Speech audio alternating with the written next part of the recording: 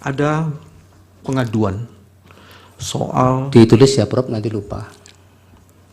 ada pengaduan yang berkaitan dengan kampanye yang dilakukan oleh menteri.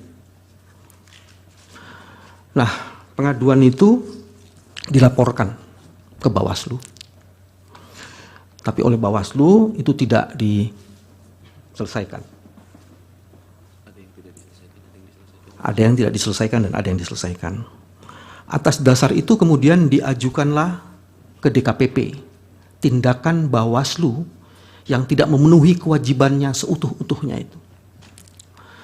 DKPP kemudian membuat putusan, tapi putusannya itu dibuat setelah proses kampanye selesai dan dinyatakan bahwa menterinya, sebut saja Zulkifli Hasan, telah melakukan pelanggaran mengenai kampanye, mengenai cuti kampanye, dan putusannya hanya menegurnya saja. Dalam perspektif keahlian saudara saksi, bagaimana saudara ahli,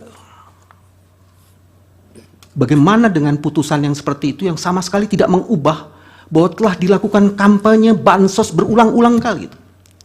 Itu bagian yang pertama. Yang kedua, tadi sudah dikemukakan dengan sangat baik soal diskresi. Diskresi ini selalu dijadikan dasar dan dibuat menjadi bagian yang lazim dilakukan oleh teman-teman di KPU. Dan surat edaran yang dibuat untuk menindaklanjuti putusan KPU itu, tadi disebutkan tidak boleh dijadikan dasar sebagai diskresi. Kalau itu dijadikan sebagai dasar diskresi dan dipaksakan itu, apa akibat hukumnya? Apakah diskualifikasi terhadap calon-calon tertentu yang tidak memenuhi syarat itu bisa dilakukan? Terima kasih. Pak Refli, silakan. Iya, tadi saudara mengatakan bahwa penetapan Gibran itu adalah pelanggaran dari sudut hukum administrasi.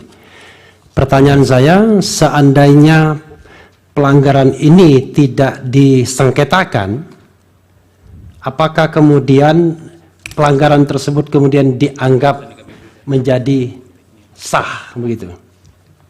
Itu termasuk misalnya tidak, dan apakah masih bisa dipersoalkan di institusi seperti Mahkamah Konstitusi ini? Cukup ya, termohon silakan. Terima kasih kepada saudara ahli. Sebelum kami mengajukan pertanyaan, akan kami bacakan rumusan pasal di dalam peraturan KPU nomor 19 tahun 2023 tentang pencalonan serta pemilu presiden dan wakil presiden.